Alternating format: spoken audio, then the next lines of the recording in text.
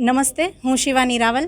આજે કચ્છ જિલ્લામાં એક નવતર પહેલ કરવામાં આવી છે। આ ખાલી કચ્છની જ નહીં પરંતુ સમગ્ર ગુજરાતની એક નવતર પહેલ છે, જે અંતર્ગત કચ્છમાં કલેક્ટર કચેરી ખાતે સંકલન હોલમાં એક શક્તિ લીડરશિપ નામના પ્રોગ્રામનું આયોજન કરવામાં આવેલું હતું। આ આયોજન અંતર્ગત એક દિવસનું મોક સંકલન યોજવામાં આવેલ છે, જેમાં એક દિવસ માટે એક દીકરી એસપી, કલેક્ટર, ડીડીઓ વગેરે જેવી પદભાર જે છે તેનું ગ્રહણ કરશે।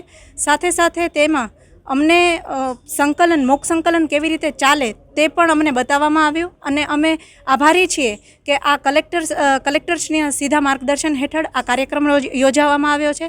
સાથે અમે આભારી છીએ જિલ્લા મહિલા અને બાળ અધિકારી તથા તેમની સમગ્ર ટીમને અમને આ સૌભાગ્ય પ્રાપ્ત કરાવ્યું।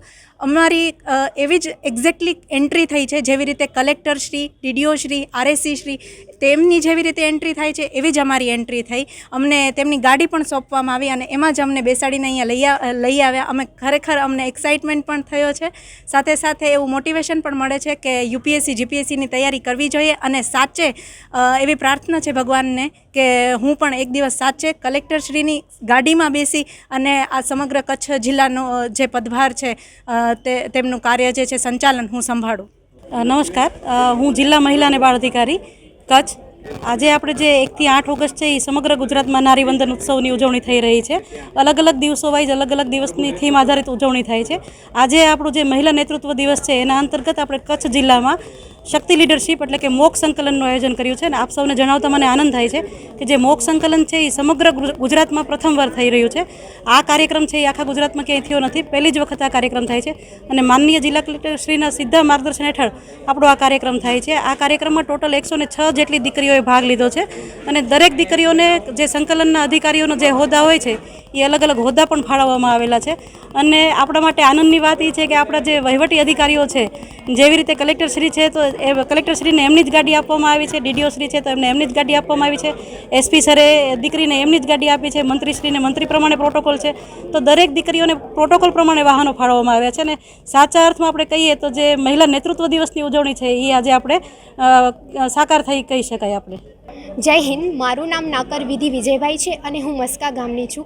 હાલ આજે જિલ્લા કક્ષાએ યોજાનાર મોક સંકલનમાં મારું પદ ઉચ્ચ અને ટેકનિકલ શિક્ષણ મંત્રીનું છે। આજે અમને એ વાતની બહુ જ ખુશી થાય છે કે જે સાચે સંકલનની અંદર જે પદાધિકારીઓ છે, અધિકારીઓ છે, કલેક્ટરશ્રી છે, જે પોતાનો રોલ કેવી રીતે ભજવતા હોય છે તે અમને ખૂબ નજીકથી જોવા મળ્યો છે।